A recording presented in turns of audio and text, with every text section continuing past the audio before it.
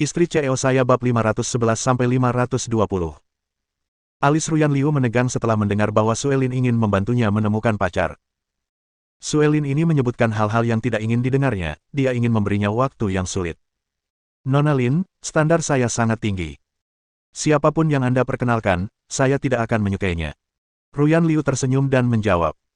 Li Qingfeng berdiri di samping mereka, jadi Ruyan Liu terpaksa menolak tawaran Suelin untuk membantu. Akan gawat jika Li Qingfeng marah. Jelas Suelin tidak menyerah. Ia berkata, jangan khawatir, aku kenal banyak pria tampan dan CEO. Mereka semua lulusan universitas ternama atau kembali dari luar negeri. Ruyan Liu merasa tidak nyaman. Dia kesal dengan tawaran Suelin untuk mengenalkan pacar-pacarnya. Dia tidak butuh pacar. Tiba-tiba matanya berbinar karena dia melihat Qingfeng Li. Nona Lin, saya punya beberapa persyaratan. Pertama, dia harus tampan. Kedua, nama belakangnya harus Li. Ketiga, dia harus bekerja di bagian penjualan. Ruyan Liu menyeringai. Suelin senang karena Ruyan Liu menerima tawarannya, tetapi kemudian dia menyadari bahwa persyaratannya berbicara tentang Qingfeng Li. Suelin marah karena Ruyan Liu menginginkan Qingfeng Li sebagai pacarnya. Nona Liu, standar Anda terlalu tinggi. Saya akan mencobanya, kata Suelin dengan nada tidak puas. Kedengarannya bagus. Kalau sudah, tolong beritahu aku. Ruyan Liu tersenyum dan pergi. Aku pergi secepat aku datang. Ruyan Liu merasa puas saat pergi karena merasa mendapat keuntungan dari Suelin. Cemburu sudah menjadi naluri setiap wanita, tak terkecuali. Suelin dan Ruyan Liu pun sama. Pak gelombang. Suelin menutup pintu villa dan kembali ke ruang tamu. Ia duduk di sofa dengan wajah muram. Ada apa? Apa ada yang membuatmu marah? Tanya Li Qingshan duduk di samping Suelin. Suelin menatapnya dan berkata, bagaimana menurutmu? Li Lili menyentuh hidungnya dan tidak berkata apa-apa. Ia tidak ingin api itu mengenai dirinya sendiri. Qingfeng, apa sebenarnya hubunganmu dengan Ruyan Liu? Suelin mengerutkan kening dan bertanya. Li Lifeng tertegun dan tidak tahu harus menjawab apa. Hubungan mereka terlalu rumit dan ia tidak bisa menjelaskannya dalam waktu singkat. Menghadapi pertanyaan Suelin membuatnya gugup. Dia tidak bisa mengatakan yang sebenarnya karena Suelin pasti akan marah. Dia akan mengarang alasan. Ruyan Liu dan aku hanyalah teman, rekan bisnis, kata Qingfeng Li dengan ragu. Suelin tidak puas dengan jawabannya karena dia tidak mempercayainya. Suelin tidak bodoh. Ia bisa melihat hubungan mereka berdua tidak sederhana, mereka lebih dari sekadar teman biasa. Qingfeng, aku kecewa. Malam ini, kamu akan menginap di kamar di lantai 1. Datanglah padaku hanya jika kamu sudah memutuskan untuk mengatakan yang sebenarnya, kata Suelin. Setelah Suelin selesai, dia berjalan menuju kamar tidur di lantai 2. Si kerudung merah, kumohon beri aku kesempatan lagi dan biarkan aku pergi ke lantai 2, kata Qingfeng Li dengan keras. Dia tidur dengan Suelin di kamar tidur lantai 2 karena ibu mertuanya, dan dia bahagia. Namun, karena Ruyan Liu, dia harus pindah ke lantai 1 lagi. Serigala besar jahat, aku tidak senang karena Ruyan Liu. Jadi sekarang kau akan tidur di lantai 1. Suelin memelototi Qingfeng Li dan menutup pintu kamarnya. Ia meninggalkannya dengan punggung menghadap ke arah Li. Seorang wanita tampak menakutkan ketika dia cemburu. Li Qingfeng merasa tertekan. Dia tahu Suelin pasti cemburu, jadi dia hanya bisa mengakui kesalahannya dan tidur di lantai 1. Tepat ketika Qingfeng Li memasuki kamar tidurnya di lantai pertama, sebuah pesan datang mengatakan, kamu tidur di kamar tidur lantai pertama malam ini. Li Qingfeng membuka pesan itu dan melihat Ruyan Liu yang mengirimnya. Ia menjawab, ini semua karenamu. Aku cuma ke rumahmu untuk makan. Bagaimana mungkin kau menyalahkanku? Suelin cemburu padamu dan dia membuatku tidur di lantai pertama. Menyedihkan sekali. Bagaimana kalau kamu datang malam ini? Tidak apa-apa. Dia akan membunuhku kalau tidak melihatku di kamarku besok pagi, jawab Li Qingfeng sambil tersenyum. Keduanya berkirim pesan dengan riang. Sejujurnya, Li Qingfeng sebenarnya ingin pergi ke rumah Ruyan Liu, tetapi ia mengurungkan niatnya setelah teringat Suelin. Suelin sangat marah hari ini, dia tidak berencana untuk membuatnya lebih marah lagi. Tak heran orang-orang di masa lalu menyebut perempuan sebagai harimau.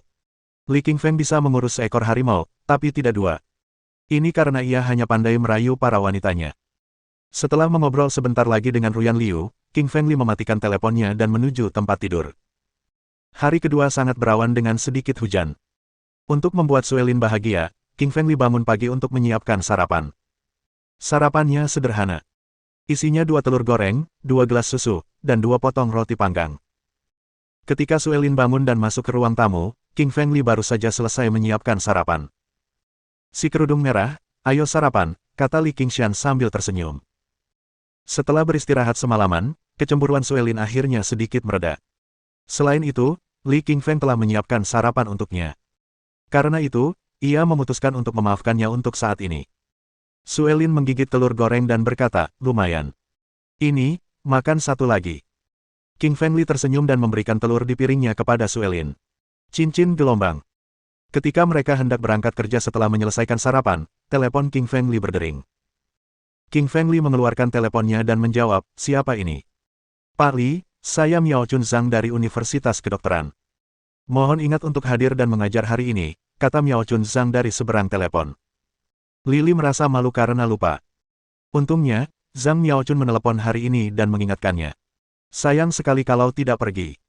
Kedengarannya bagus, aku akan ke sana, kata King Fengli sambil tersenyum. Keduanya berdiskusi di mana akan bertemu dan memutuskan untuk bertemu di gerbang depan. Keduanya menutup telepon setelahnya. Bab 512. Pergi ke Universitas Kedokteran untuk menjadi profesor. Kamu ada rencana hari ini? King Fengli mengangguk dan berkata, Miao Chun Zhang memintaku untuk menjadi instruktur tamu di Universitas Kedokteran. Petik 2. Miao Chun Zhang. Suelin tertegun dan terkejut.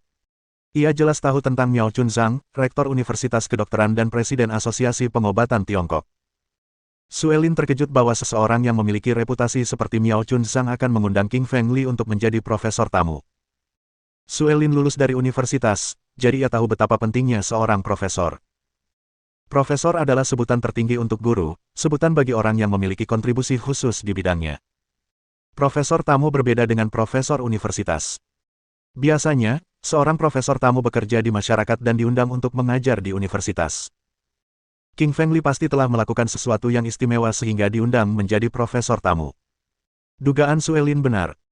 Li Qingfeng berhasil mengejutkan Miao Chun Zhang dengan menyelamatkan ibu gadis kecil itu dari epilepsi.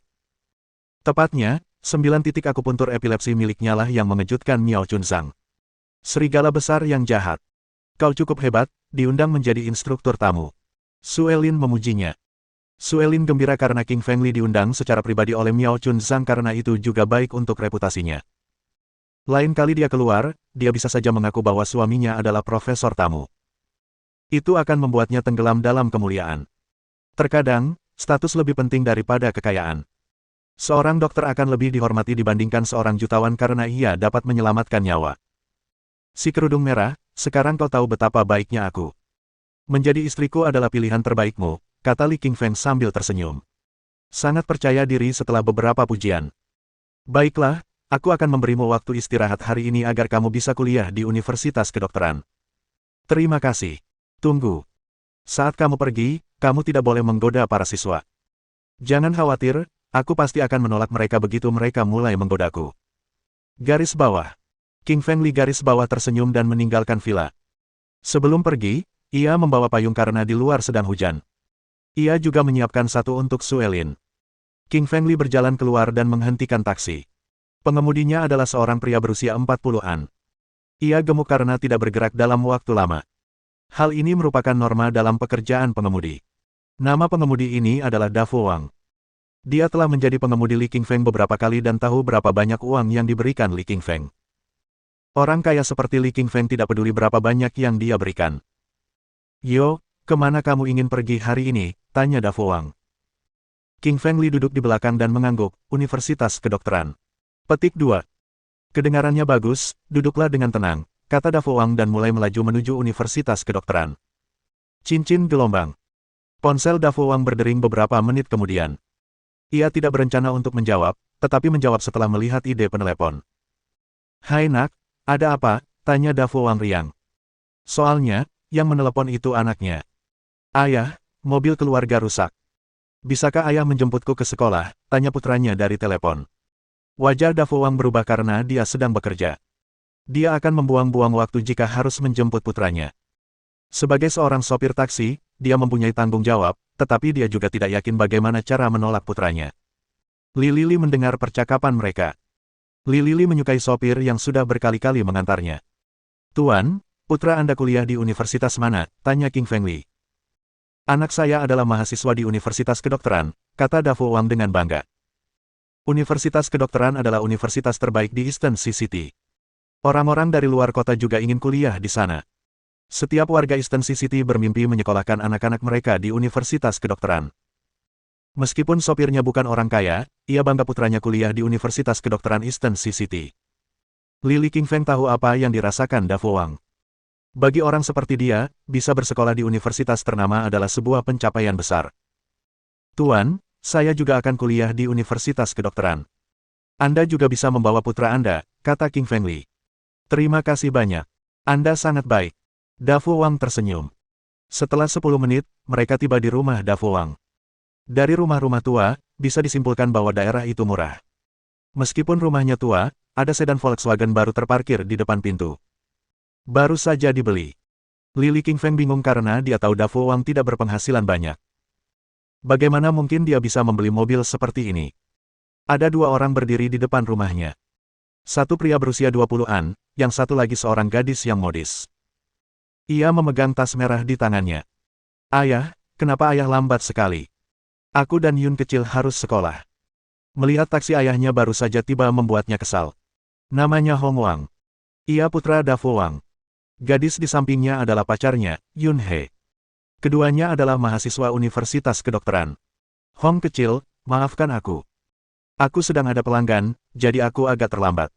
Dafo Wang tidak ingin membuat putranya marah dan meminta maaf. Lili merasa aneh mendengar Dafo Wang meminta maaf kepada putranya. Sang ayah seharusnya tidak perlu meminta maaf kepada putranya. Sekalipun Dafo Wang salah, bukan berarti putranya benar.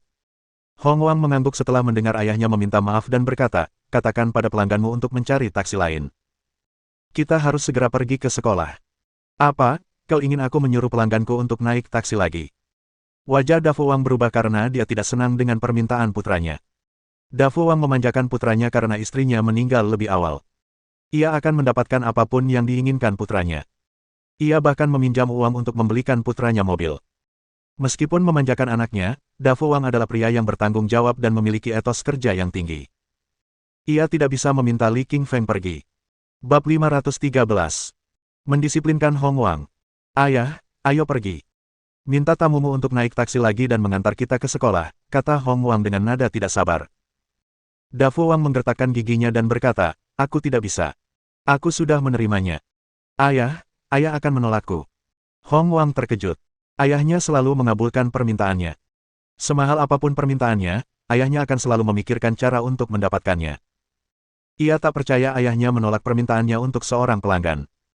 Hong kecil, tamu ini juga akan kuliah di Universitas Kedokteran. Aku bisa mengantar kalian ke sana bersama.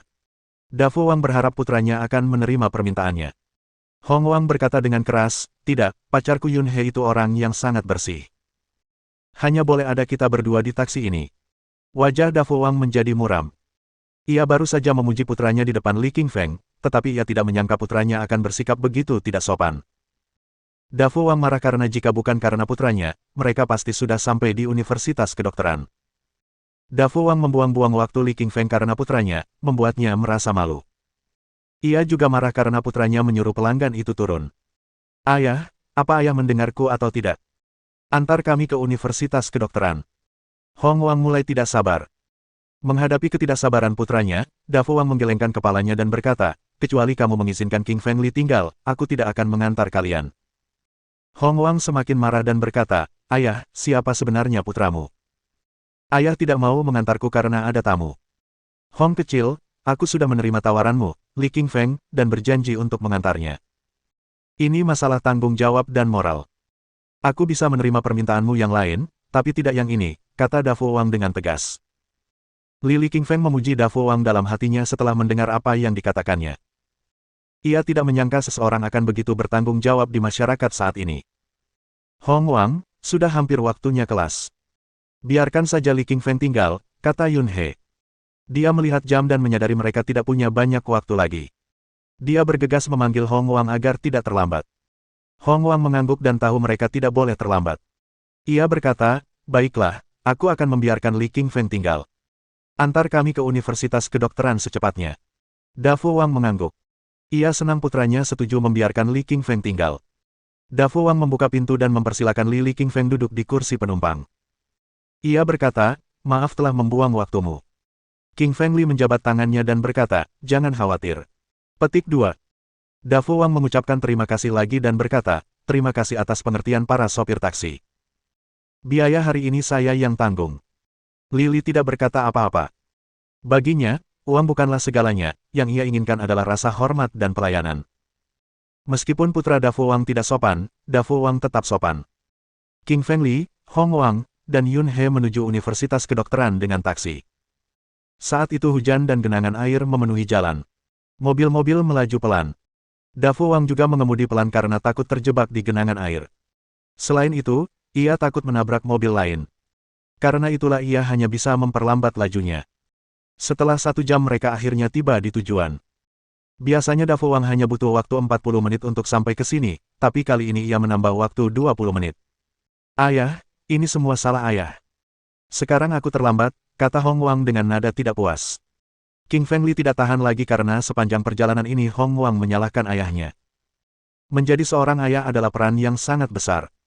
Ayah Li telah tiada saat ia berusia 8 tahun, tetapi ia tetap bersyukur. Tanpa ayahnya, ia tak akan ada. Hong Wang, ayahmu sudah berusaha sebaik mungkin. Hari ini hujan deras. Bukankah seharusnya kau mencoba memahaminya sedikit? Tanya Qingfeng Li sambil mengerutkan kening. Wajah Hong Wang berubah dan dia berkata, siapa yang memberimu hak untuk mengajariku berbagai hal? Saya tamu ayahmu. Tentu saja, saya berhak. Ayahku punya banyak tamu. Berarti setiap tamu boleh memarahiku. Kamu terus menyalahkan ayahmu sepanjang perjalanan ini, tapi ayahmu tidak membalas. Bukankah seharusnya kamu memikirkan apa yang telah kamu lakukan? Tanya Li Qingshan dingin. Nada suaranya mulai dipenuhi amarah. Wajah Hong Wang berubah dan berkata, saya mahasiswa kedokteran dan saya tidak boleh terlambat. Kamu pikir kamu siapa, berani-beraninya membandingkan diri dengan mahasiswa seperti saya? Mahasiswa kedokteran. Persetan denganmu. Jika bukan karena Dafo Wang, Qingfeng Li akan menghajarnya. Menurutmu, apakah menjadi mahasiswa universitas itu sesuatu yang patut dibanggakan? Aku profesor tamu universitas ini. Li Qingshan menyeringai. Apa, profesor tamu? Wajah Hong Wang berubah dan dipenuhi rasa tidak percaya. Ia berkata, omong kosong. Semua profesor berusia 60-an dan 70-an. Orang muda sepertimu pasti berbohong. Saya benar-benar seorang profesor tamu, kata Qingfeng Li lagi. Teruslah membual. Kalau kau profesor universitas, maka akulah dosen mahasiswa S3. Hong Wang dipenuhi rasa tak percaya. Pacarnya, Yun He, juga tidak percaya pada Li Qingshan. Keduanya mengira Li Qingshan berbohong. Lili hendak melanjutkan bicaranya, tetapi taksi sudah tiba di gerbang depan. Ia harus keluar, jadi ia mengabaikan mereka. Hong Hong, lihat, kepala sekolah Miao Chun Wang berdiri di gerbang. Wajah Yun He berubah setelah melihat kepala sekolah. Hong Wang memfokuskan pandangannya dan melihat kepala sekolah juga. Wajahnya berubah. Yun He. Apa menurutmu kepala sekolah sedang memeriksa siapa yang terlambat? Kenapa dia berdiri di sana membawa payung? Hong Wang cemas. Yun He menggelengkan kepalanya dan berkata dia juga tidak tahu. Mereka takut karena terlambat. Akan gawat kalau kepala sekolah melihat mereka. Bab 514. Sambutan pribadi dari kepala sekolah. Melihat Su Wang dan Yun He ketakutan, Qingfeng merasa geli. Dasar pengecut, belum pernah melihat dunia yang luas. Bagaimana mungkin mereka bisa takut hanya karena seorang kepala sekolah? Apa yang kau senyum-senyum? Ini rektor Universitas Kedokteran, kata Hong Wang dengan nada kesal. Dalam benak Hong Wang, kepala sekolah, Miao Chun Zhang, adalah dewa yang mengendalikan hidupnya. Ia takut padanya karena Zhang adalah mahasiswa di Universitas Kedokteran, tetapi seorang pria tak dikenal justru tertawa ketika melihatnya. Ia agak marah karenanya. Jangan khawatir, Miao Chun datang untuk menyambutku, bukan karena kalian terlambat, kata Qingfeng dengan tenang sambil menatap mereka berdua. Qingfeng, aku tahu kau suka mengarang cerita. Kau baru saja bilang kau profesor dan sekarang kau berbohong lagi. Kau pikir kau siapa sampai-sampai kepala sekolah pun mau menyambutmu, hah? Hong Wang menggelengkan kepala dan menatap Qingfeng dengan sinis. Qingfeng melambaikan tangannya dan berhenti mendengarkannya. Dia benar-benar tidak punya waktu untuk orang picik ini dan tidak akan menghabiskan waktu untuk membujuknya. Dafo Wang memberi uang 50 yuan untuk ongkos taksi dan turun dari taksi.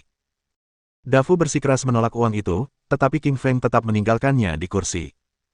Ia tahu Dafu bekerja keras dan masih memiliki seorang putra yang tinggal bersamanya. King Feng selalu merasa kasihan terhadap orang-orang yang rentan sejak ia tiba di Huaxia. Ketika King Feng baru saja turun dari taksi, Miao Chun merasa sangat gembira dan berjalan ke arah King Feng. Hong Wang, kepala sekolah akan datang, apa yang harus kita lakukan? Apa dia datang untuk menyalahkan kita karena terlambat? Tanya Yun He cemas. Sial, tamatlah riwayat kita kalau sampai ketahuan oleh kepala sekolah sendiri. Hong Wang tampak putus asa. Namun, Miao Chun tidak melihat Hong Wang maupun Yun He. Saat itu, yang ada di penglihatannya hanyalah sosok King Feng. Tuan Li, akhirnya Anda tiba juga. Saya sudah menunggu Anda setengah jam di gerbang. Miao Chun berjalan cepat ke arah King Feng dan berkata dengan penuh semangat. Ia tampak senang karena King Feng datang ke Universitas Kedokteran. King Feng mengangguk dan berkata, Kepala Sekolah Zhang, maaf. Lalu lintas sangat padat di hari hujan seperti ini. Petik 2. Jangan repot-repot, semuanya baik-baik saja asal kamu bisa datang. Ayo kita ngobrol di kantorku. Miao Chun tersenyum ramah dan menuntun King Feng. King Feng tersenyum dan berjalan bersamanya ke gedung sekolah. Yun He, apa aku bermimpi? Apa kepala sekolah baru saja bilang dia sudah menunggunya di sini selama setengah jam? Hong Wang ternganga tak percaya dengan apa yang dilihatnya. Yun He mengangguk kaku, ya, dan dia bahkan datang langsung menemuinya. Dia bahkan tidak akan melakukan itu untuk para ahli medis dari Provinsi Hunan. Hong Wang dan Yun He saling menatap dan bisa merasakan ketakutan dan keheranan di mata masing-masing. Mereka berdua ketakutan. Kepala sekolah Miao Chun sudah menjadi sosok yang luar biasa bagi mereka, tetapi sekarang, sosok luar biasa ini membimbing seseorang yang pernah mereka ejek. Mereka tak bisa menerima kejutan ini. Hong, sudah kubilang padamu, ada langit di atas langit kita, dan ada orang-orang yang lebih hebat dari kita. Si King Feng ini bukan orang biasa, kau bahkan bilang dia berbohong. Lihat itu. Dia bahkan dibimbing oleh kepala sekolahmu, apa mungkin dia tamu tetap, tanya Dafu dalam hati. Dia tampak santai saja, tetapi sebenarnya dia juga terkejut. Rektor Universitas Kedokteran itu terkenal di Eastern City dan bahkan pernah muncul di TV. Hong Wang tidak membantah ayahnya kali ini karena ia juga merasa bahwa karakternya tidak sederhana. Ia menatap Yun He bersamaan dan berjalan menuju kampus. Tuan Li, selamat datang di Universitas Kedokteran kami. Fakultas kami adalah yang terbaik di kota Laut Timur dan juga salah satu dari 10 universitas terbaik di Huaxia. Miao Chun memperkenalkan fakultas kami kepada King Feng sambil berjalan. King Feng terus mengangguk sambil mendengarkannya. Dia tahu sesuatu tentang universitas ini. Ini adalah tempat di mana sebagian besar dokter di kota Laut Timur lulus. Tak lama kemudian, mereka berdua tiba di kantor. Kantor itu penuh sesak. Ada sekitar lebih dari 10 pria dan wanita. Mereka semua berusia sekitar 50-an atau 60-an, bahkan yang termuda berusia 30-an. Semua orang berkacamata dan tampak terpelajar dan bijaksana. Halo semuanya. Perkenalkan, ini profesor tamu baru yang baru saja saya undang, Li Qingshan. Miao Chun tersenyum dan mengumumkan di ruangan itu. Namun, tak seorang pun bertepuk tangan setelah mendengar apa yang dikatakan Miao Chun. Mereka semua menatap King Feng dengan curiga dan penuh selidik. Profesor tamu. Bercanda, ya. Mungkinkah orang semuda itu bisa jadi profesor tamu? Faktanya, mereka yang bisa diundang ke kantor kepala sekolah bukanlah orang sembarangan. Mereka semua adalah profesor dan pimpinan dari berbagai fakultas dan program studi. Beberapa dari mereka memulai karirnya sebagai guru dan menjadi profesor setelah bekerja selama lebih dari 40 tahun. Sekarang, Anda akan membiarkan seorang pemuda berusia 20 tahun menjadi profesor. Apakah Anda meremehkan kami? Miao Chun tampak agak kesal setelah melihat tidak ada yang bertepuk tangan untuknya. Namun, ia juga tidak ingin membuat mereka kesal karena ia tahu orang-orang ini bukan hanya profesor, tetapi juga pemimpin di bidangnya. Meski begitu, King Feng tidak peduli apakah orang-orang bertepuk tangan untuknya atau tidak. Sejujurnya, dia tidak akan datang ke sini jika tidak diundang oleh Miao Chun. King Feng tidak peduli dengan orang-orang ini sementara orang-orang ini menatapnya dengan ketidakpuasan. Seorang pria berusia 50 tahun berdiri dan mendorong kacamatanya, jadi, namamu, kan, King Feng. Aku penasaran apa yang membuatmu jadi profesor di sini. Kemampuanku sudah dibuktikan pada kepala sekolah Miao Chun, aku tidak perlu membuktikannya lagi padamu, kata King Feng sambil tersenyum tipis. Kamu terlalu muda, aku rasa kamu tidak mampu menjadi profesor di sini, kata senior itu sambil tersenyum dan sinis.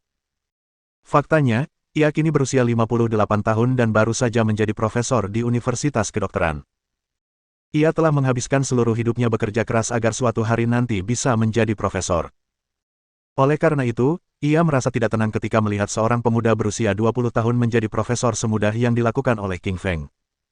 King Feng tersenyum dan berkata, apakah kamu cemburu padaku? Maaf. Cemburu padamu. Si senior merasa terhina. Apa maksudmu aku iri padamu? Aku profesor yang hebat di bidang pengobatan Tiongkok. Siapa kau, bocah nakal? Bab 515. Dia benar-benar seorang profesor. Anak muda, kau pikir aku iri padamu? Percayalah, kau bahkan belum lahir saat aku mengajar di jurusan pengobatan Tiongkok, kata senior itu dengan geram. Dia merasa bahwa King Feng terlalu arogan dan tidak tahu bagaimana menghormati para seniornya. Saya profesor senior di sini, jadi tunjukkan rasa hormat Anda, anak muda. Namun, King Feng tersenyum dan berkata, kalau kamu tidak iri padaku, kenapa kamu pikir aku tidak mampu menjadi profesor? Kurasa kamu mungkin tidak mampu. Apakah pertarungannya sudah dimulai? Semua orang panik. Selain kepala sekolah Miao Chun, semua orang mulai kesal. Bukan hanya senior yang marah, semua orang di ruangan itu juga kesal karena Miao Chun membiarkan pemuda yang baru saja ia bawa menjadi profesor. Miao Chun mencoba menengahi konflik tersebut begitu dia merasakan suasana yang menegangkan. Profesor Chen, Anda adalah profesor yang mengagumkan, mengapa Anda berdebat dengan seorang pemuda, bukan? Senior itu bernama Liang Chen. Ia berkata dengan tenang setelah mendengar Miao Chun, kepala sekolah, saya tidak sedang berdebat dengannya. Anak muda ini tidak tahu apa-apa dan bersikap sangat arogan kepada saya. Saya khawatir dia akan menyesatkan murid-murid kita jika dia menjadi profesor. Lelucon apa? Apa kau bilang aku akan menyesatkan murid-murid? Aku punya lebih banyak pengetahuan daripada kau, kata King Feng sambil tersenyum sinis. Semua profesor senior ini tidak menyukai King Feng, tetapi mereka juga tidak menyukai mereka. Jika demikian, tidak ada gunanya saling menghormati.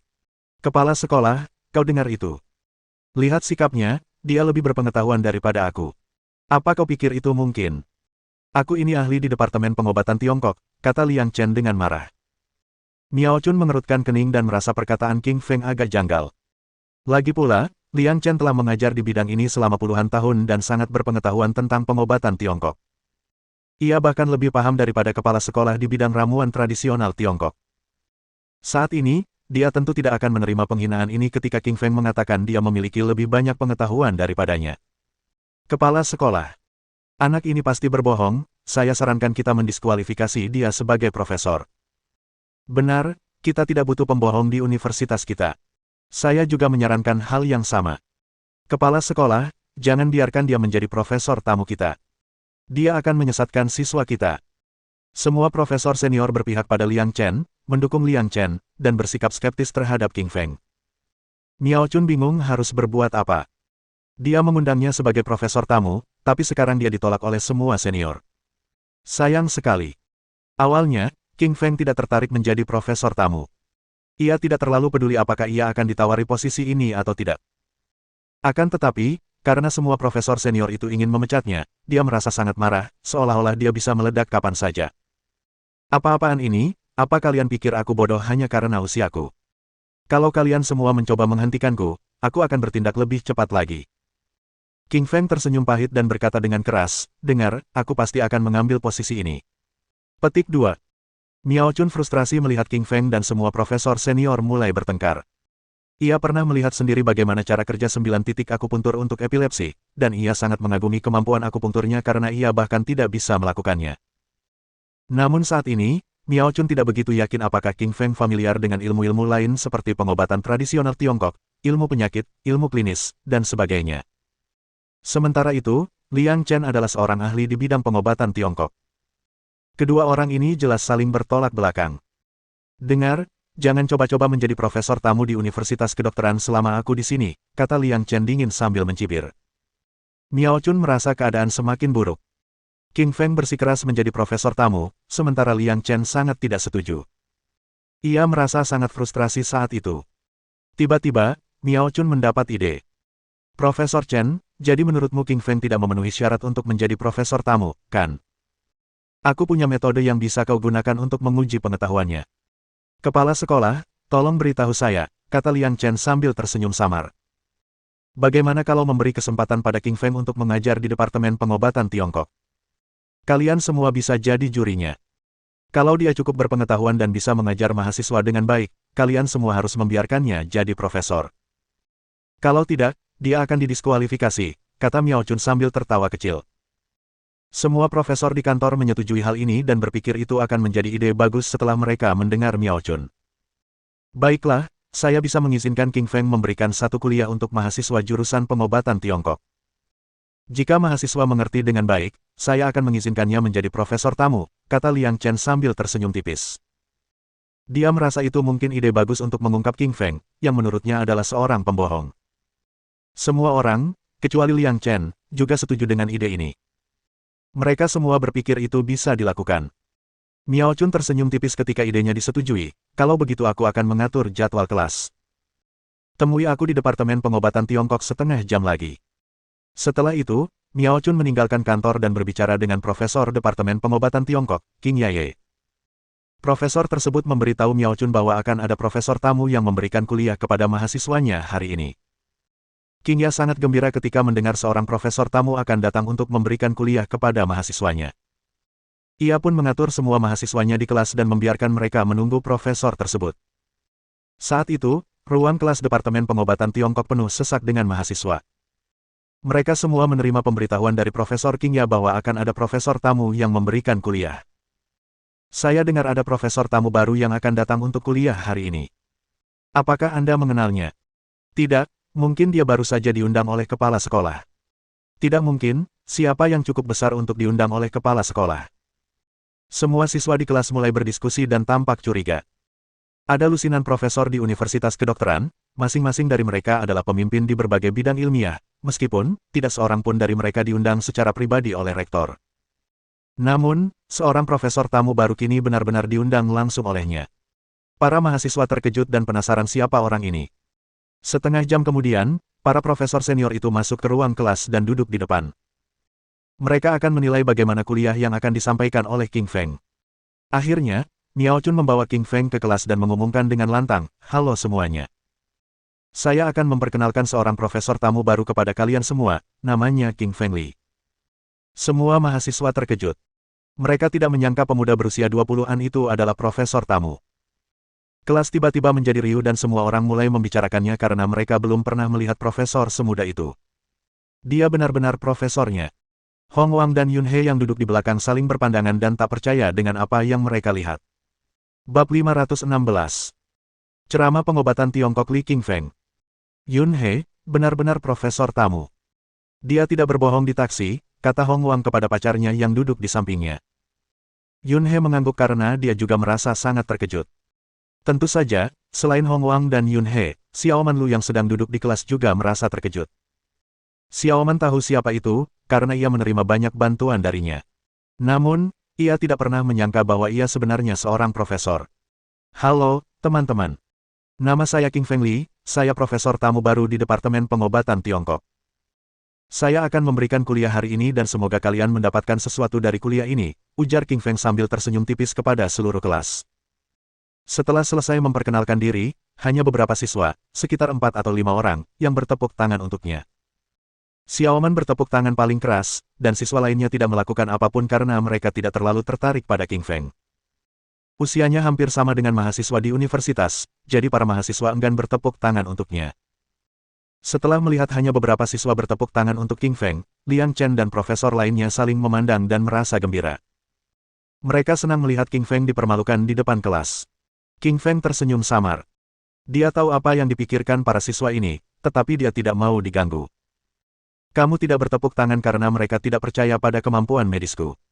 Akan kutunjukkan kemampuanku yang sebenarnya. Izinkan saya bertanya kepada kalian, apa itu pengobatan Tiongkok? King tersenyum tipis dan menanyakan pertanyaan pertama. Apa itu pengobatan Tiongkok? Semua siswa di kelas saling berpandangan dan merasa bingung. Apa yang dilakukan anak baru ini di sini?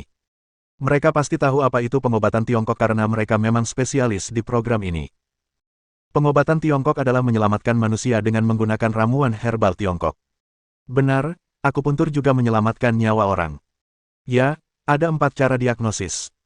Mengamati, mendengarkan, bertanya, dan merasakan denyut nadi. Semua orang mulai mendiskusikan pendapat mereka tentang pengobatan Tiongkok di kelas. Tiba-tiba Xiaoman berbicara lantang, Profesor Li, menurut Anda apa itu pengobatan Tiongkok? Tidak seorang pun menyetujui King Feng sebagai profesor kecuali Xiao Man. Semua orang menatap Xiao Man setelah mendengar apa yang dikatakannya. Mereka pasti mengenalnya karena dia adalah gadis tercantik di seluruh universitas. Jika orang lain menyebut King Feng profesor, mereka pasti sudah membentaknya. Namun, mereka tidak mengatakan apa-apa karena Xiao Man yang mengatakannya. King Feng mengangguk dan berkata dengan lantang di kelas, Xiao Man telah mengajukan pertanyaan yang bagus. Banyak dari kalian telah berbagi definisi pengobatan Tiongkok, tetapi bagi saya, itu terlalu bias. Petik 2. Mendengar apa yang dikatakan King Feng, seseorang langsung merasa kesal. Seorang pria berambut pendek berdiri dan berkata dengan lantang, kalau menurutmu definisi kami parsial, jelaskan apa arti pengobatan Tiongkok bagi kami. Pengobatan Tiongkok adalah ilmu kedokteran tradisional di Tiongkok. Ilmu ini mempelajari fisiologi dan patologi manusia yang menggunakan yin, yang, dan 5 elemen sebagai fungsinya, melalui pengamatan, penciuman, pertanyaan, dan perasaan untuk menganalisis organ dalam tubuh manusia dan mengobati segala macam penyakit. Semua siswa membeku setelah mendengarkan penjelasan dari King Feng. King Feng telah menjelaskan esensi pengobatan Tiongkok yang jauh lebih dalam dari yang mereka bayangkan. Secara bertahap, ada puluhan siswa yang bertepuk tangan untuk King Feng, yang jumlahnya lebih dari separuh jumlah sebelumnya. Untuk kelas hari ini, saya tidak akan berceramah. Sebaliknya, saya akan menjawab semua pertanyaan kalian tentang pengobatan Tiongkok. Kalian boleh bertanya apa saja, tanya King Feng sambil tersenyum tipis kepada para mahasiswa. Semua mahasiswa terkejut ketika mendengar apa yang dikatakan oleh King Feng. Mereka belum pernah merasakan cara mengajar yang baru ini. Dulu, dosen atau asisten dosen biasanya langsung memulai kuliah dan menuliskan materi di papan tulis, yang agak membosankan. Cara mengajar yang dilakukan oleh King Feng sebenarnya sangat baru dan menarik. Sebagai penggemar berat King Feng, Xiao Man adalah orang pertama yang berdiri. Profesor Li, saya ingin tahu teori apa saja yang ada dalam pengobatan Tiongkok dan genre mana yang menurut Anda terbaik. King Feng menatapnya dengan gembira dan bersyukur atas kecerdasannya. Wanita itu tampak seperti hanya bertanya, tetapi sebenarnya, dia memberi kesempatan kepada King Feng untuk menunjukkan pengetahuannya kepada kelas. Pengobatan Tiongkok terbagi menjadi beberapa teori, termasuk teori Qi, teori esensi, teori Yin dan Yang, teori 5 elemen, teori darah dan jeroan, teori denyut nadi, dan sebagainya. Setiap teori memiliki genre dan tekniknya sendiri untuk merawat pasien. Yang terbaik bukan hanya ditentukan oleh apakah praktisi memiliki pengetahuan yang mendalam atau tidak. Apa yang dikatakan King Feng kali ini mendapat lebih banyak tepuk tangan. Ratusan orang bertepuk tangan untuknya, hampir sepertiga dari seluruh kelas.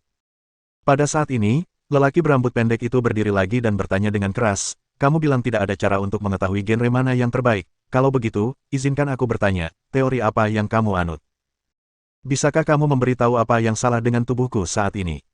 Saya menguasai semua teori, saya mempelajari setiap teori Tiongkok. Mengenai sindrom Anda, apakah Anda yakin ingin saya mengungkapkan privasi Anda? Tanya King Feng sambil tersenyum samar. Pria berambut pendek itu membeku dan merasa sedikit gugup ketika melihat kepercayaan diri dari King Feng. Namun, ia kembali berani setelah melihat tatapan mata Liang Chen. Ia bertanya, kalau begitu, katakan padaku, apa yang salah dengan tubuhku? King Feng tersenyum dan menjawab, Anda menderita radang tenggorokan kronis, hipertrofi turbinat, dan sinusitis. Apa-apaan, dia bisa melakukan semuanya kan? Pria berambut pendek itu tercengang. Dia cukup yakin ini pertama kalinya dia berbicara dengan King Feng karena dia belum pernah melihatnya sebelumnya. Bagaimana dia bisa tahu? Sepertinya pria berambut pendek itu kebingungan, lalu ia menjelaskan, saat kau bertanya padaku, suaramu terdengar sengau dan tenggorokanmu bergetar hebat karena gerakan menelan. Itu ciri-ciri sinusitis dan faringitis. Aku bisa mengetahuinya dengan menggunakan teknik, mengamati, dari 4 diagnosis dalam ilmu kedokteran Tiongkok. Pria berambut pendek itu duduk dengan wajah pucat. Ia merasa sangat tidak nyaman karena sindromnya diungkapkan oleh King Feng di depan umum. Asteris suara tepuk tangan. Ruang kelas tiba-tiba bergemuruh dengan tepuk tangan. Kali ini, lebih dari 100 orang, bahkan lebih dari separuh kelas, bertepuk tangan untuk King Feng. Ini adalah pertama kalinya mereka menyaksikan teknik pengamatan Tiongkok yang ajaib ini. Sungguh luar biasa bisa mengetahui kondisi tubuh seseorang hanya dengan mengamati suara dan perilakunya. Bab 517. Tepuk tangan dari semua orang. Melihat bahwa bukan hanya King Feng yang benar-benar tahu banyak tentang pengobatan Tiongkok tetapi juga menerima tepuk tangan dari lebih dari separuh siswa di kelas, Liang Chen merasa sedikit canggung dan kesal. Sejujurnya, Meskipun King Feng tahu sedikit tentang pengobatan Tiongkok, Liang Chen masih berpikir dia masih jauh dari menjadi profesor di universitas. Liang Chen tahu bahwa pertanyaan yang diajukan kebanyakan mahasiswa tentang pengobatan Tiongkok terlalu mendasar dan mereka tidak akan mampu mengajukan pertanyaan yang mendalam dan sulit karena mereka belum banyak mengetahuinya. Ia memutuskan untuk bertanya langsung kepada King Feng. King Feng, aku ingin tahu resep pengobatan Tiongkok apa yang akan kamu resepkan jika seorang pria parubaya mengeluh selalu merasa lelah dan memiliki masalah ginjal. Liang Chen berdiri dan bertanya dengan keras. Profesor Liang Chen dan King Feng sedang melakukannya. Semua orang di kelas membeku dan tampak terkejut. Mereka tahu seharusnya siswa yang bertanya kepada King Feng hari ini, tetapi sekarang, bahkan Liang Chen pun bertanya kepadanya. Tak diragukan lagi, sebagai seorang profesor di Departemen Pengobatan Tiongkok, pertanyaan Liang Chen telah membawa segalanya ke tingkat yang sama sekali berbeda dengan menanyakan bagaimana cara mengobati pasien yang menunjukkan beberapa gejala dengan pengobatan Tiongkok. Inilah inti penerapan pengobatan Tiongkok. King Feng menatap Liang Chen dan menjawab dengan tenang, kelelahan dan masalah ginjal, juga dikenal sebagai defisiensi ginjal, harus dibagi menjadi defisiensi ginjal yang atau defisiensi ginjal yin. Untuk defisiensi ginjal yang, saya sarankan merebus rehmaniae, ubi Cina, dokut, poria, moutan, guizi, akonite, del. Selama setengah jam dan memakannya saat hangat. Petik 2. Untuk defisiensi ginjal yang, rebus buah goji, acirantes, doder, lem rusa, dan lem hantu, del, selama setengah jam yang sama dengan defisiensi ginjal yang, dan konsumsilah selagi hangat. King Feng tersenyum tipis dan menjelaskan pengobatan Tiongkok untuk kedua jenis kekurangan ginjal. Wajah Liang Chen membeku dan tampak canggung. Ia mencoba mencari kesalahan yang dikatakan King Feng, tetapi ia tidak dapat menemukan apapun karena King Feng menjawab semuanya dengan benar. Setelah melihat King Feng menjawab pertanyaan Liang Chen dengan sempurna, seorang profesor senior berambut abu-abu yang duduk di sebelah Liang Chen berdiri dan berkata dengan lantang, King Feng, apa yang kau katakan sekarang hanyalah teori dan pengetahuan lisan. Kita butuh demonstrasi dalam pengobatan Tiongkok. Aku menderita disernia lumbal. Jika kau bisa menyembuhkannya, aku akan mengapresiasi keahlianmu. Profesor berambut abu-abu ini adalah profesor tertua sekaligus paling bergengsi di antara semua profesor lain di Universitas Kedokteran. Semua orang bertepuk tangan ketika ia meminta King Feng untuk mendemonstrasikan perawatannya. Baiklah, jika kau menginginkan aplikasi praktis, aku bisa menyembuhkan masalahmu secara gratis kali ini, kata King King sambil tersenyum ringan sambil berjalan ke sisi profesor senior itu. King Feng, bagaimana kamu akan mengobati masalah pinggangku? Masalah disernia lumbal hanya bisa diatasi, tetapi tidak akan pernah sembuh total jika kita hanya menggunakan ramuan herbal Tiongkok. Saya akan menyembuhkannya dengan akupuntur. Akupuntur. Apakah itu efektif? Apa kamu tahu apa itu disernia lumbal? Tanya profesor senior itu dengan curiga. Faktanya, profesor senior tersebut sangat menderita sejak menderita disernia lumbal. Ia sering merasa kaku dan nyeri di pinggangnya, bahkan terkadang tidak bisa berjalan dengan pinggang lurus. Dia bisa saja menyembuhkannya dengan menjalani operasi jika dia berusia 20-an, tetapi sekarang dia sudah berusia 60-an, operasi akan terlalu berisiko. Hernia diskus lumbal terjadi karena perubahan degeneratif pada tulang belakang lumbal, atau penonjolan anulus fibrosus yang menyebabkan kompresi saraf akibat tekanan eksternal pada punggung bawah. Kondisi ini dapat menyebabkan rasa sakit yang luar biasa. King Feng menjelaskan gejala hernia diskus lumbal. Profesor senior itu terkejut setelah mendengar apa yang dikatakannya. Ia tidak menyangka pemuda ini benar-benar memiliki pemahaman yang mendalam tentang kondisi ini dan bahkan bisa berbicara sampai sejauh ini. Lalu berapa lama waktu yang dibutuhkan untuk akupuntur? 20 menit. Apa, 20 menit? Li King Feng, apa kau menipuku? Jangan khawatir, kalau aku tidak menyembuhkan sakit pinggangmu dalam 20 menit, aku akan meninggalkan tempat ini. Kalau aku sembuh, kau harus mendukungku menjadi profesor tamu di sini, kata King Feng dengan tenang dan percaya diri. Profesor senior itu mengangguk dan setuju. Ia tahu masalahnya bahkan tidak bisa disembuhkan oleh profesor senior lainnya, tetapi jika King Feng bisa, maka ia pasti memenuhi syarat untuk menjadi profesor tamu. Semua mahasiswa mulai berkumpul di depan untuk menyaksikan bagaimana King Feng akan menunjukkan keahliannya dalam menyembuhkan profesor senior. Mereka semua menatapnya dengan rasa ingin tahu dan bertanya-tanya bagaimana caranya. Wah! King Feng mengeluarkan 9 jarum akupuntur dan menusukkannya masing-masing ke 9 titik berbeda di tubuh profesor. Ia kemudian memutar ujung jarum sedikit dengan tangan kanannya. Jarum-jarum itu sedikit bergetar. 9 jarum takdir surga. Apakah itu 9 jarum takdir surga? Tiba-tiba, profesor senior itu berteriak kaget. Profesor Yang, Apa itu 9 jarum takdir surga? Beberapa mahasiswa bertanya karena mereka belum pernah mendengarnya sebelumnya. Profesor yang tampak terkejut dan berkata, 9 jarum takdir surga adalah perawatan khusus dalam akupuntur Tiongkok. Seseorang perlu mengendalikan 9 jarum secara bersamaan dan membuat ujung jarum bergetar. Saya bahkan tidak akan mampu melakukan itu. Apa? Bahkan profesor yang pun tidak bisa melakukan itu. Semua mahasiswa terkejut dari ujung kepala hingga ujung kaki. Jika Profesor Yang, Kepala Departemen Akupuntur Universitas Kedokteran, saja tidak bisa melakukan apa yang dilakukan oleh King Feng, seberapa hebatkah kemampuan akupuntur King Feng?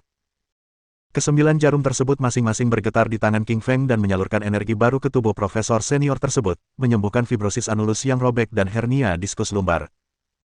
Profesor senior itu merasakan panas di pinggangnya, seolah-olah dikelilingi api. Ia merasa sangat nyaman dan hangat, dan juga merasa pinggangnya tidak kaku atau nyeri lagi. Ia belum pernah merasa senyaman ini sebelumnya. 20 menit kemudian, King Feng tersenyum tipis dan dengan cepat mencabut masing-masing dari 9 jarum itu dengan tangan kanannya. Profesor, apakah Anda masih merasa kaku atau nyeri di sekitar pinggang Anda? Tanya King Feng sambil tersenyum. Sama sekali tidak sakit, tidak kaku, tidak lelah. King Feng, Anda memang jenius medis, kata profesor senior itu dengan gembira sambil menyentuh pinggangnya yang sudah pulih, membuatnya merasa sangat nyaman. Baiklah, saya sudah menyembuhkan masalah pinggang Anda. Maukah Anda mendukung saya menjadi profesor tamu di Universitas Kedokteran? Tentu saja, King Feng, dengan keterampilan dan keahlianmu, kau jauh dari sekadar seorang profesor tamu. Terima kasih atas persetujuanmu, jawab King Feng sambil tersenyum. Dengan pengetahuan dan teorinya, ia telah mengalahkan Liang Chen, menyembuhkan masalah pinggang profesor senior itu, dan membuktikan keahliannya dalam pengobatan Tiongkok melalui demonstrasi langsung. Asteris tepuk-tepuk-tepuk. Semua siswa di kelas, termasuk kepala sekolah Miao Chun, 10 profesor lainnya dan King Ya berdiri dan bertepuk tangan untuk King Feng. Seluruh kelas bergemuruh karena tepuk tangan meriah. Tepuk tangan itu merupakan pengakuan bagi King Feng sekaligus pujian terbesar atas keterampilan medis Tiongkoknya. Bab 518. Gadis-gadis jatuh cinta pada King Feng. King Feng telah membuktikan kemampuannya di hadapan para mahasiswa dan profesor sehingga diterima sebagai profesor tamu di universitas tanpa pertentangan. King Feng, maksudku, Profesor Li, Anda hanya perlu memberikan satu kuliah pada hari Senin nanti. Anda bisa mengatur jadwal Anda selanjutnya, kata Miao Chun sambil tersenyum kepada King Feng. Profesor tamu berbeda dengan profesor tetap di universitas.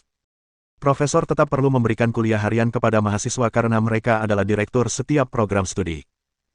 Namun, profesor tamu hanya perlu memberikan satu kuliah per minggu karena mereka baru saja direkrut untuk mengajar di fakultas. Tentu saja, seorang profesor tamu juga dapat memberikan lebih banyak kuliah jika mereka punya waktu. King Feng mengangguk tanda mengerti. Ia hendak meninggalkan kelas, tetapi para mahasiswa tetap antusias dan terus memintanya untuk memberikan kuliah lagi. King Feng tidak ingin menolak siswa-siswa yang bersemangat ini jadi dia terus mengadakan satu kelas lagi. Tentu saja, King Feng tidak hanya mengajar siswa dengan metode ceramah tradisional. Sebaliknya, ia mendorong siswa untuk mengajukan berbagai pertanyaan kepadanya, dan ia akan menjawabnya satu persatu. Banyak siswa yang bersemangat dan terus mengajukan berbagai pertanyaan. Beberapa pertanyaan memang rumit, tetapi tetap dijawab oleh King Feng dengan mudah. Semua siswa kagum dengan kecerdasannya dan mengubah cara pandang mereka terhadap King Feng. Kelas akhirnya berakhir berkat interaksi antara King Feng dan para siswa. Banyak siswa masih menginginkan kelas ini berlangsung lebih lama dan mereka semua merasa ini adalah kelas terbaik yang pernah mereka ikuti. Setelah kelas, King Feng menemui Xiao Man. Ia tersenyum padanya, Xiao Man, bagaimana kabarmu akhir-akhir ini? Xiao Man menggelengkan kepalanya dan berkata dengan frustrasi, sama sekali tidak bagus, kamu bahkan tidak datang menemuiku. King Feng menyentuh hidungnya karena merasa agak malu. Xiao Man, aku sibuk sekali akhir-akhir ini, tapi aku akan menemuimu setiap minggu karena aku akan mulai mengajar di sini. Petik 2. Xiao Man memerah dan merasa senang ketika mendengar bahwa King Feng akan datang ke kelas setiap minggu. Ia tidak meminta banyak selama ia bisa bertemu dengan King Feng.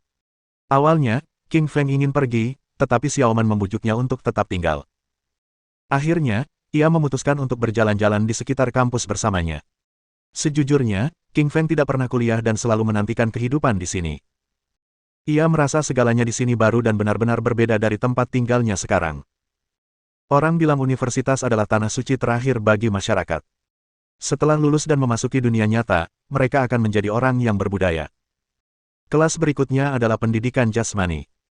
Saat bel kelas berbunyi, bel pulang pun berbunyi, tetapi persaingan tarik tambang antara program kedokteran Tiongkok dan program kedokteran Barat tiba-tiba menarik perhatiannya. Setiap program mengirimkan 10 orang, dan mereka mulai menarik tali untuk melengkapi setiap sisi.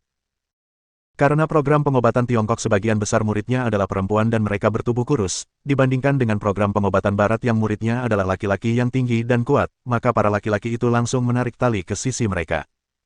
Program kedokteran Barat menang 2 kali berturut-turut. Itu adalah pertandingan terbaik dengan 3 dari 5 pertandingan. Program kedokteran Barat akan menang jika mereka mencetak 1 gol lagi. Karena Xiaoman adalah ketua kelas, ia pasti akan memikirkan kelasnya. Ia bertanya kepada King Feng, "Kak Li, bisakah kau membantu kami?" King Feng mengangguk dan berjalan ke depan. Ia mewakili program pengobatan Tiongkok karena ia adalah seorang profesor di program tersebut. Para mahasiswa program kedokteran Barat semuanya tinggi dan berotot, dan mereka bahkan tidak menatap mata King Feng. Menambah 1 orang lagi ke dalam kelompok mereka tidak akan ada bedanya. Namun beberapa gadis menjadi sedikit tergila-gila saat King Feng berdiri di samping tim pengobatan Tiongkok karena dia terlihat bagus dan memiliki postur tubuh yang baik. Saat juri mengumumkan dimulainya permainan, kedua tim mulai menarik tali. Tangan kanan Li Qingshan mengencangkan tali dengan kuat, lalu menariknya dengan kuat. Tali itu langsung ditarik ke sisinya dengan mudah.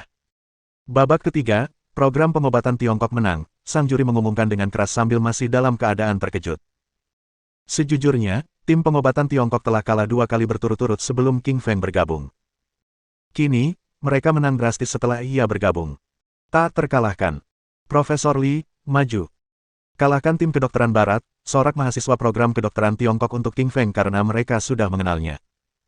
Para mahasiswa di tim kedokteran Barat semua mengepalkan tangan. Mereka siap memenangkan babak ini kembali karena mereka pernah kalah sekali dan tidak ingin menjadi pecundang. Ronde keempat telah dimulai. Dengan sedikit menarik tali, King Feng memenangkan ronde tersebut. Pada ronde kelima, King Feng melakukan hal yang sama dan timnya menang lagi. 3 kali berturut-turut, King Feng menang dan membantu tim pengobatan Tiongkok mengalahkan tim pengobatan Barat. Mereka pun menjadi pemenang permainan tarik tambang ini. Semua orang dalam program pengobatan Tiongkok gembira sementara orang-orang dalam program pengobatan Barat kesal. Sebenarnya, meskipun tarik-menarik ini hanyalah sebuah permainan, ia merupakan pertarungan antara kedua program tersebut. Program pengobatan Tiongkok terpisah dari program pengobatan Barat, dan keduanya memiliki metode diagnosis dan pengobatan yang berbeda. Hal ini menyebabkan konflik dan pertikaian di antara kedua program, hingga keduanya tidak mau membiarkan pihak lain menang. Dulu, mahasiswa program kedokteran Barat selalu memanfaatkan program kedokteran Tiongkok di kelas pendidikan jasmani karena kebanyakan mahasiswanya adalah perempuan. Kini, King Feng akhirnya membalas dendam atas mereka. Profesor Li, bagaimana Anda bisa memiliki kekuatan sebesar itu? Benar, kan? Mereka yang di program kedokteran Barat cuma kelihatan jangkung dan tegap, tapi sebenarnya lemah seperti ayam. Lihat saja bagaimana kau langsung mengalahkan mereka. Profesor Li, apakah Anda punya pacar? Apa pendapat Anda tentang saya? Para mahasiswa kedokteran Tiongkok mulai berdiskusi. Mereka baru saja menyanjung-nyanjung King Feng, lalu beralih ke topik kehidupan pribadinya. Beberapa gadis bahkan mencoba memperkenalkan diri sebagai pacarnya dan menatapnya dengan penuh kasih sayang. Bohong kalau bilang dia tidak terganggu karena dikelilingi gadis-gadis muda nan cantik, pastilah dia sedang berbohong. Dia sedikit merasakan godaan. Namun, ia tiba-tiba teringat apa yang dikatakan Suelin kepadanya, yang melarangnya bergaul dengan gadis-gadis di Universitas Kedokteran. Nona-nona, terima kasih banyak atas perhatian kalian semua, tapi aku sudah punya istri dan tidak butuh pacar, kata King King sambil tersenyum dan menolak semua gadis itu. Beberapa gadis masih bersikeras bahkan setelah penolakan dari King Feng, Profesor Li, tidak apa-apa, aku bisa menjadi pacar sampinganmu. Apa? Pacar sampingan? King Feng tertegun sejenak. Ia menatap mereka dengan takjub, namun tetap merasa sedikit bahagia. Betapa karismatiknya aku, sampai-sampai aku masih mendapat begitu banyak perhatian dari gadis-gadis ini, bahkan setelah aku bilang aku sudah menikah. Permisi, saya pulang dulu. Istri saya masih menunggu, kata King King sambil keluar dari kerumunan. Bab 519. Panggilan dari Ruyan Liu. Setelah meninggalkan universitas, King Feng berjalan menuju perusahaan es dan salju. Ia berjanji pada Suelin bahwa ia akan menjemputnya sepulang kerja. Saat dia tiba di Ice Snow Corporation, pukul 5 sore dan orang-orang masih bekerja. King Feng memutuskan untuk pergi ke Departemen Keamanan terlebih dahulu untuk menyambut saudara-saudaranya di sana. Kakak Li, kau di sini, kata Hao Luo dengan gembira begitu melihat King Feng masuk. Melihat wajah Hao Luo yang tembam, King Feng merasa geli. Pria ini semakin besar. Sobat, apa kau membiarkan dirimu begitu saja hanya karena kau sudah menikah? King Feng tersenyum sambil menepuk bahu Hao Luo. Begitu King Feng menepuk bahunya, dia bisa merasakan lemak di tubuhnya. Hao Luo tak kuasa menahan tawa karena wajahnya yang tembam terus bergoyang. Jawabannya tepat. Sejak menikah dengan Xiao Hong selalu menyiapkan makanan dan mencuci piring serta pekerjaan rumah untuknya. Berat badannya pun tak terelakkan. Kamu harus turunin berat badan, Bung. Gimana kalau kamu terus-terusan kayak gini, nanti istrimu hancur, celotehnya. Hao Luo memerah karena malu. Ia pasti akan memukulnya jika diolok-olok orang lain. Namun, ia tidak berani menghadapinya, malah menganggapnya sebagai masalah. Kakak Li, aku punya kabar baik untukmu. Istriku sedang hamil. Hamil. Selamat. Kamu akan jadi ayah. Kakak Li, terima kasih banyak, ini tidak akan terjadi tanpamu. Kapan kamu akan mengadakan pesta dengan kakak ipar? Tanya Hao Luo. Wajah King Feng membeku setelah mendengar apa yang dikatakan Hao Luo. Dia bahkan belum tidur dengan Suelin, bagaimana mungkin mereka punya anak. Tetapi yang pasti, dia tidak akan menceritakan hal-hal di antara mereka kepada orang lain, kalau ada orang di luar sana yang menyebarkan rumor yang dapat merusak reputasi Suelin. King Feng mengangguk sambil berkata, sebentar lagi, tunggu saja untuk datang ke pesta 1 bulan bayi kita. Setelah hukumannya selesai, King Feng meninggalkan Departemen Keamanan. Dia tidak ingin melanjutkan topik ini dengan Hao Luo. Setelah berjalan-jalan, King Feng tiba di kantor CEO. Begitu masuk, ia melihat Suelin sedang membaca koran. Suelin sangat marah hingga tubuhnya sedikit menggigil. Apa yang terjadi? Siapa yang membuatmu marah? Tanya King Feng menghampirinya. Suelin meletakkan koran dan bertanya sebelum kemarahannya menghilang dari wajahnya, baca saja korannya dulu. Oke, jawab King Feng sambil mengambil koran itu. Ia melihat judul yang disorot. King Feng Li, Raja Sombong dari perusahaan es dan salju. Apa-apaan, sejak kapan aku jadi Raja Sombong? Gila, siapa yang cari masalah? Saat membaca koran, King Feng menemukan koran itu berjudul, Berita Malam Provinsi Hujiang, yang merupakan koran dengan sirkulasi terbesar di Provinsi Hujiang. Isinya adalah tentang taruhan yang dibuat King Feng dengan Yan Fei Liu, CEO Phoenix Corporation, 2 hari lalu. Tentu saja, berita itu semua tentang mendevaluasi King Feng dan memanggilnya Raja Pembual karena mereka mengira dia sedang membual dengan mengatakan dia akan mengalahkan Phoenix Corporation dengan taruhan, yang mana mustahil bagi mereka. Sial, pasti Fei Yan Liu si jalan gila itu yang mengarangnya. King Feng cukup yakin wanita itu menyimpan dendam atas hukuman yang diterimanya setelah membatalkan kerja sama dengan Ice Snow Corporation. Wanita itu kemudian memutuskan untuk membalas dendam dengan menulis kejelekan di koran.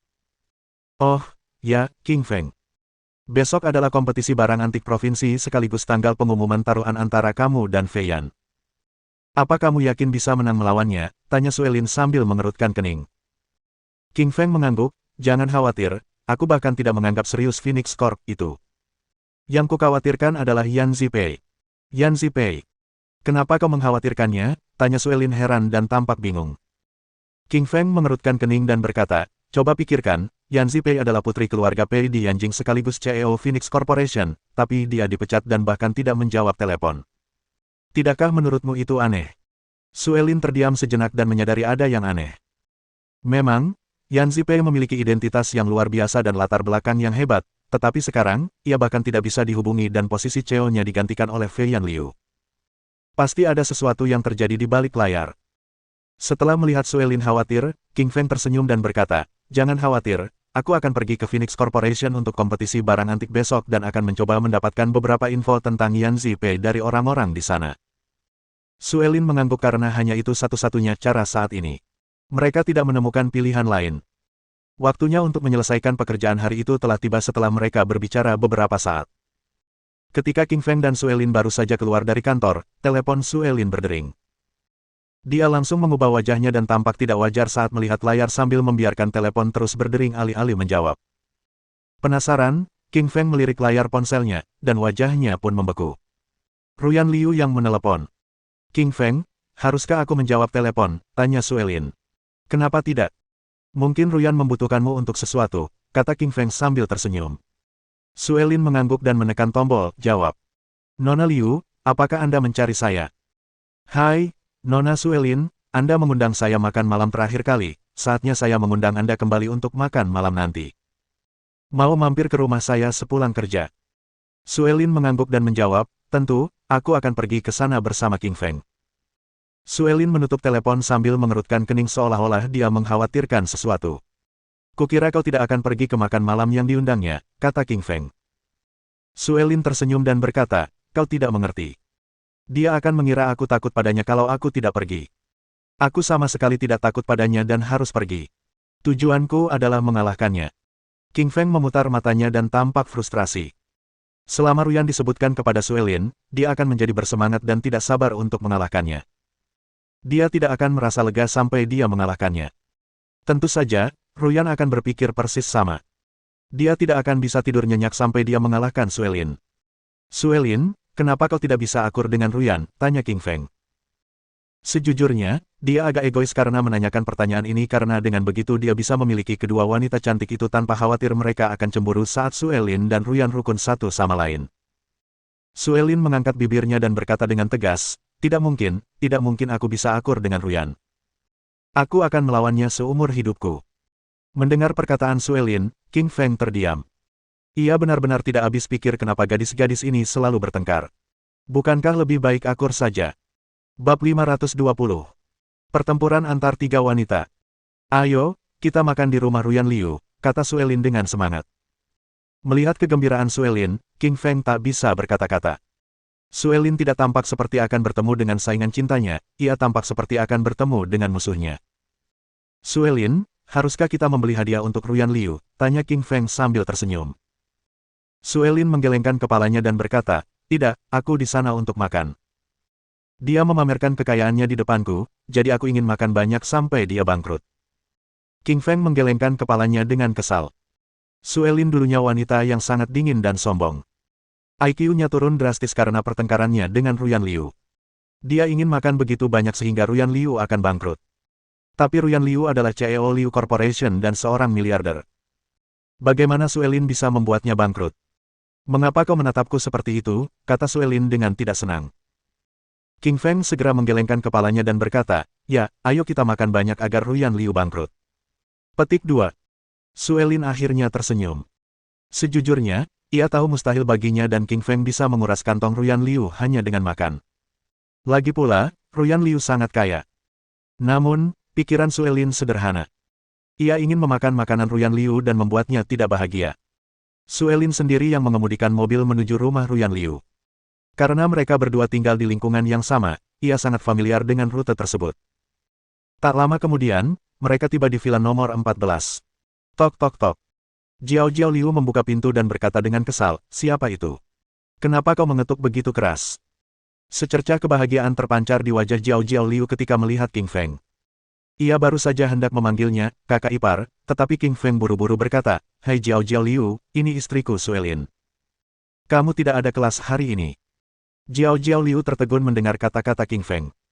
Ia akhirnya menyadari keberadaan Suelin, dan semburat kecemasan muncul di wajahnya. Jiao Liu memiliki rasa permusuhan alami terhadap Suelin. Kakaknya, Ruyan Liu, memiliki hubungan yang buruk dengan Suelin. Sebagai saudara perempuan Ruyan Liu, Jiao Liu juga tidak menyukai Suelin. Tapi Jiao Liu pintar. Dia tahu dia tidak bisa memanggil King Feng, kakak ipar, di depan Suelin, kalau tidak dia akan membunuhnya. King Feng, kenapa kamu di sini? Jiao Liu sangat cerdas. Dia memanggil King Feng dengan namanya, bukan kakak ipar. King Feng menghela napas lega dan menatap Jiao Liu dengan tatapan setuju. Kakak iparnya cukup pintar. Untung saja dia tidak memanggilnya, kakak ipar, kalau tidak Suelin akan tahu masalahnya. Jiao Liu, kami di sini karena kakakmu mengundang Suelin dan aku untuk makan malam, kata King Feng sambil tersenyum. Jiao Liu berkata, oh, masuklah. Adikku pergi ke toko kelontong. Dia akan segera kembali. Kemudian, Jiao Liu membawa mereka berdua ke dalam rumah besar. Jiao, terima kasih, kata King Feng dengan suara rendah kepada Jiao Liu. Jiao Liu mengangguk dan berkata, kau berutang satu padaku.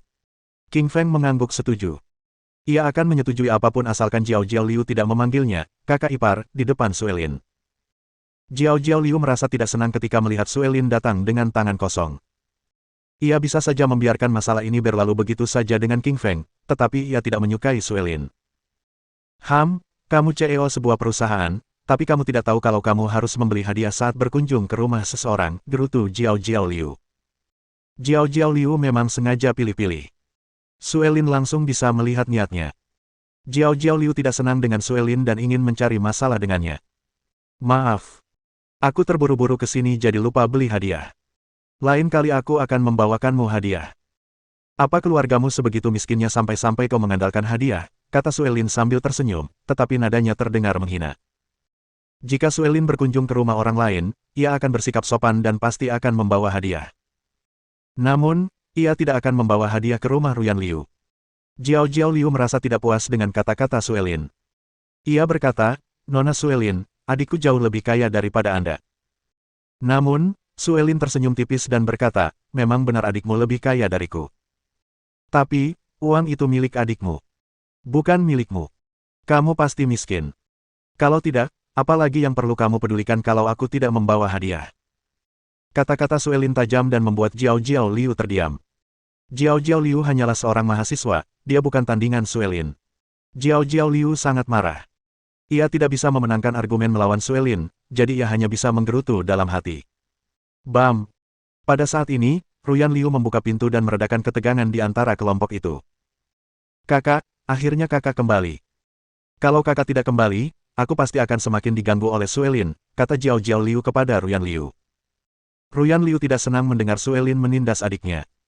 Sejujurnya, ia sudah tidak senang dengan Suelin, ketidakpuasannya semakin bertambah ketika ia mendengar Suelin menindas adiknya. Tapi Suelin adalah tamunya hari ini. Sekalipun dia marah, dia tidak bisa marah. Jiao Jiao, apa yang dia lakukan padamu? Tanya Ruyan Liu. Jiao Jiao Liu melirik Suelin dan berkata, kakak, dia bilang aku tidak punya uang. Tertawa kecil. Ruyan Liu tersenyum lebar. Ia mengira Suelin telah menceramahi Jiao Jiao Liu. Ia berkata, Jiao Jiao, dia benar. Kamu tidak sekaya dia.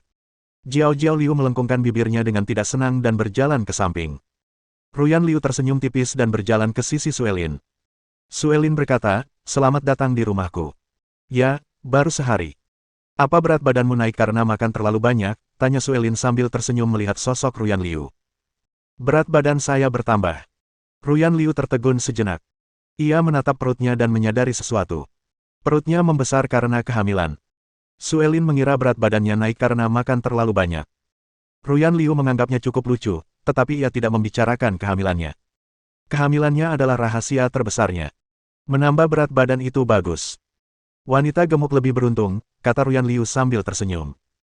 Suelin menggelengkan kepalanya dan berkata, ketika seorang wanita bertambah berat badan, kecantikannya tidak akan seindah dulu. Pria tidak akan menyukai mereka lagi. Ruyan Liu mengerutkan kening dengan tidak senang dan berpikir, Suelin secara tidak langsung mengatakan bahwa dia tidak cantik. Beraninya dia. Itu selera pribadi. Banyak orang bilang aku cantik. Kalau nggak percaya, tanya aja sama King Feng, kata Ruyan Liu sambil tersenyum.